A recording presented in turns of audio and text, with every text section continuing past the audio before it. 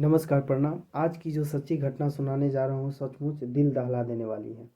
कानून ने एक महिला को किसी जुर्म में फांसी की सजा सुनाती है और अधिकारी को साफ साफ सूचित कर दिया जाता है जब तक इसकी मौत न हो जाए तब तक फांसी के फंदे से न उतारा जाए।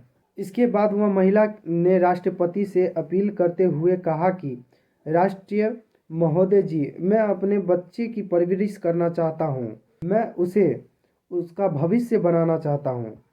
तभी राष्ट्रपति ने उस अपील को खारिज करते हुए कहा, तुम्हें अपने बच्चे की फिक्र है, लेकिन जिसके बच्चे को तुमने कत्ल किया था, काश उस बच्चे की तुमने फिक्र की होती तो आज इन सलाखों के पीछे न होती और तुम्हें फांसी की सज़ा न सुनाई जाती।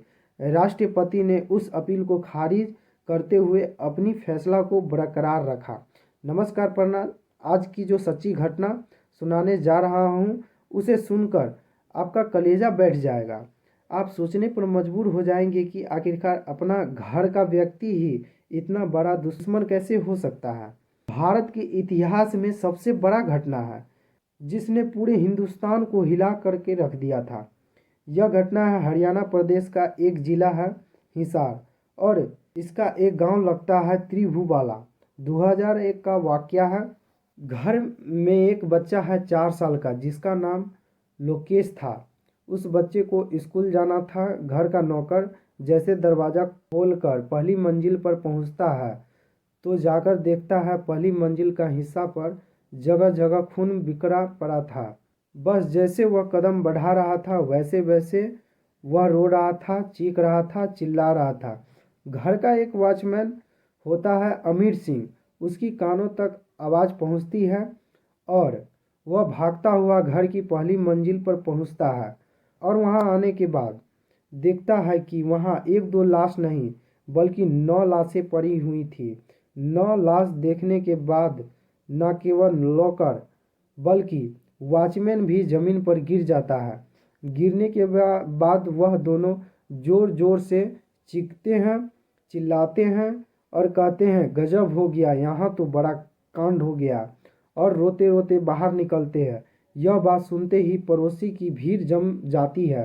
लगभग सैकड़ों लोग जमा हो जाते हैं। जमा होने के बाद भी वहाँ पुलिस आ जाती है और पुलिस के आने के बाद सबसे पहले जब अधिकारी अपनी आंखों से देखता है बरवाला इलाके के पूर्व विधायक जिनकी लाश पड़ी थी, इसके पत्नी की लाश पड़ी थी और बहू बेटे के साथ साथ उनके बच्चे की भी लाश पड़ी थी। पूरा घर खून से लथपथ था। जो देख रहा था उनकी आंखों पर आंसू के सिवा कुछ नहीं था।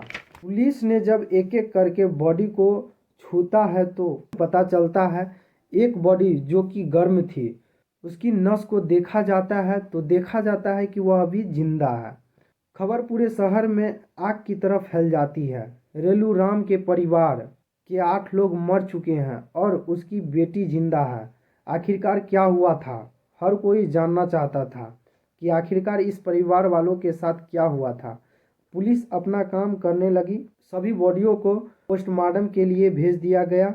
एक बॉडी जिसमें जान बाकी था उसे अस्पताल भेज दिया गया और पुलिस इस घटना की छानबीन करने लगा। इसी दौरान अस्पताल से फ़ोन आता है और फ़ोन पे बताया जाता है लड़की खतरे से बाहर है, यह अब सब कुछ बोल सकती है। तभी पुलिसकर्मी भागते हुए उस अस्पताल लड़की के पास जाते हैं और उसे उसका नाम पूछा जाता है। वह लड़की अपना नाम सोनिया बताती है। उसके बाद अधिकारी घटना के बारे में पूछते हैं। आखिरकार यह सुनना सबके लिए ज़रूरी था। उस परिवार के लोग ही नहीं बल्कि गरीबों के लिए भगवान थे। कोई उसके घर के चौखट पे जाता मदद के लिए तो खाली हाथ नहीं लौटता।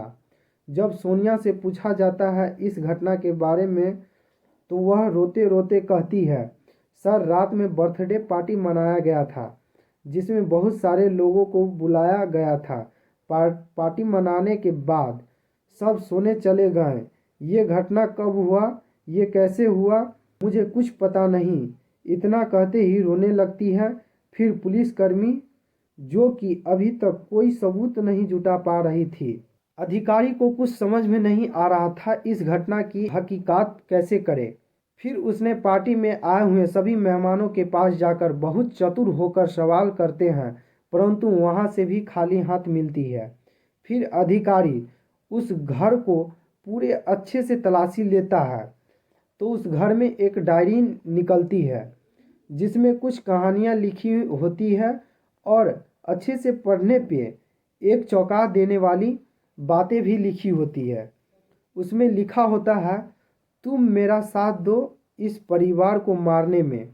पुलिसकर्मी इस डायरी को लेकर सोनिया के पास जाता है और बड़े प्यार से पूछता है कि बेटी यह डायरी तुम्हारा है? सोनिया बोलती है, सर हाँ।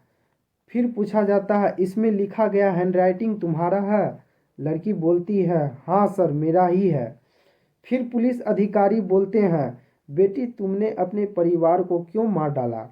इतना सुनते ही सोनिया रोने लगती है और बोलती है, सर मैं ऐसा काम क्यों करूँगी, मैं अपने परिवार को क्यों मारूंगी? सोनिया के कुछ रिलेशन वाले वहाँ थे, वह पुलिसकर्मी पर गुस्सा हो जाते हैं और बोलते हैं, सर ये आप कैसी बातें कर रहे हैं? कोई बेटी अपने माँ बाप भाई बहन को कैसे मार सकती है? फिर पुलिस अधिकारी वहाँ से निकलते हैं और वहाँ जाते हैं जहाँ से सोनिया मदद की गुहार लगा रही थी और उस डायरी में साफ साफ लिखी थी, सोनिया जिसकी शादी उसके मर्जी से हुई थी, उसका पति दिल्ली में कोई काम किया कर रहा था। बिजनेस को आगे बढ़ाने के लिए उसने सोनिया को कुछ पैसे इकट्ठे करने के लिए बोला था। सोनिया अपने पापा से कुछ बड़ी रकम की मांग करती है, लेकिन सोनिया का भाई मना कर दिया। उसने साफ साफ यह कहा कि तुम अपनी मर्जी से शादी की हो, अब तुम्हें कैसे रहना है तुम जानो, ऐसा बोलकर मना कर देता है। सोनिया के मन में उसी वक्त यह चलने लगा कि इस सब को मार कर ये सारी ज़मीन जायदाद घर द्वार अपने हक में कर लूँगी। और उसने अपने पति के साथ मिलकर एक प्लान बनाया। पार्टी के दिन उसका पति भी आया था। पुलिस अधिकारी जब दिल्ली जाकर उसके पति से बहुत ही सख्ती के साथ पूछताछ करते हैं, उसका पति आसानी से सारा बात बता देता है। कहता है, सर सोनिया और मैं दोनों मिलकर उस परिवार की हत्या की है। पति को सोनिया के सामने लाया जाता है, फिर सारी गुनाहों को वो दोनों स्वीकार कर लेते हैं। फिर उन दोनों को हवालात के अंदर ले जाया जाता है। इस घटना की सुनवाई की जाती है। सुनवाई के दौरान उन दोनों को फांसी की सज़ा सुनाई जाती है। परिवार में कैसे कैसे लोग रहते हैं बताइए, कितना बड़ा घटना का अंजाम दिया। उस परिवार की क्या गलती थी, आप लोग बताइए। इस घटना का उद्देश्य किसी को परेशान करना नहीं, बल्कि अब अपनों से भी सावधान रहना है। जय हिंद, जय भारत।